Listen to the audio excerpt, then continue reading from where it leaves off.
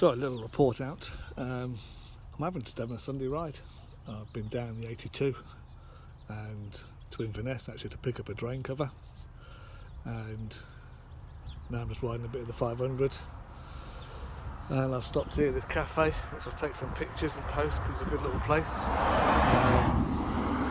Scotland's opened up again, which is great, and so there's places to stop along the way. So just some thoughts on the bike. Tomorrow it goes for its first service, which I'll do a little report on. This is the first day I've got everything's come together.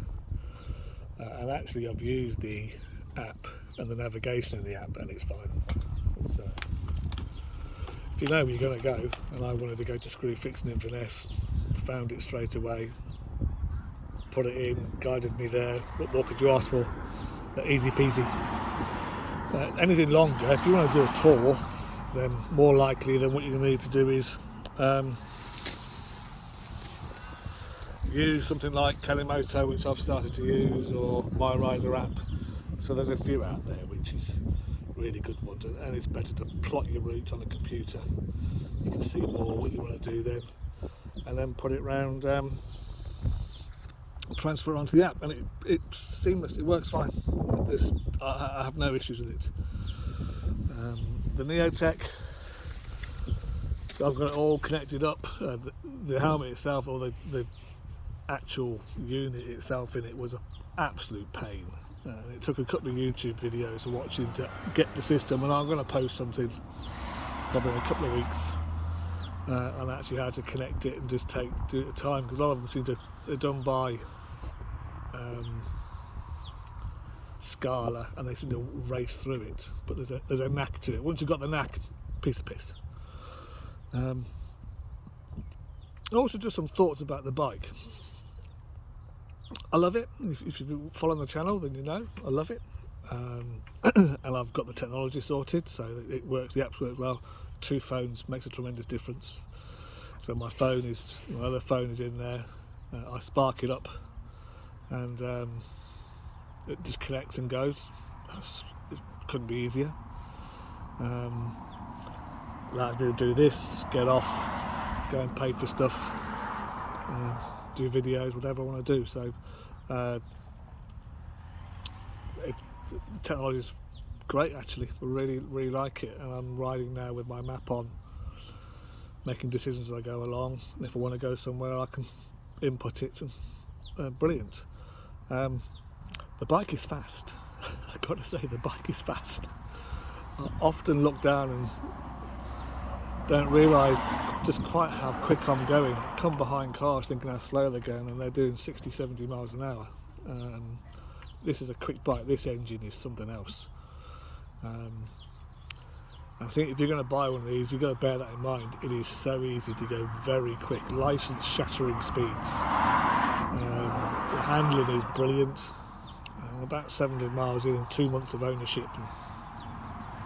It's just great fun. It's just a great fun bike to ride.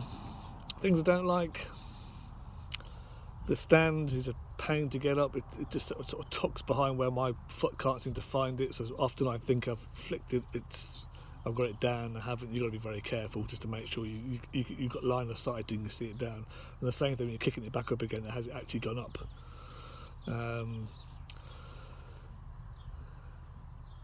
That's about it at the moment. Everything else works. There's nothing else everything takes a while to connect, but doesn't stop me to do anything about it. So at the moment I've not really found any real annoyances that I can report on. I'll report on the service tomorrow. I think the one annoyance that I have got is not to do with the bike, it is about the technology. And I'm not a particularly technical guy. I'm not brilliant at reading instructions, but the instructions you get for this are minimal, just as they are for the Scala in the Shoei helmet. And if it hadn't been, first of all, really YouTube. So watching YouTube videos to help me learn what to do. And when you buy the bike, no one tells you Motorrad have got lots of videos out. You kind of find those, so I use YouTube a lot for obvious reasons.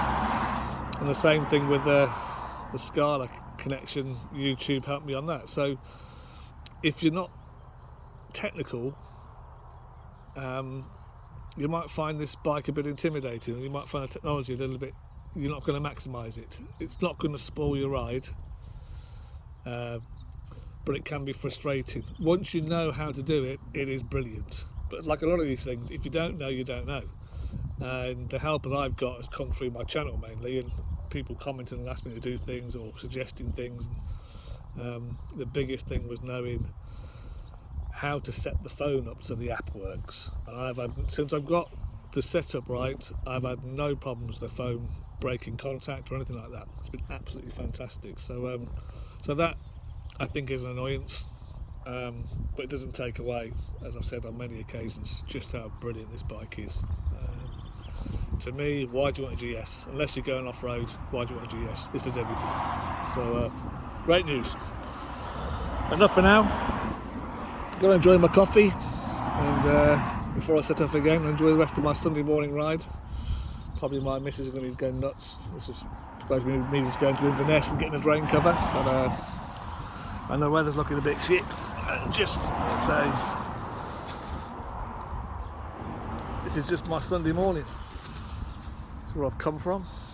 There's the cafe again. You can see it's a great little place, popular with bikers and cyclists, and great all round. So that's it for now.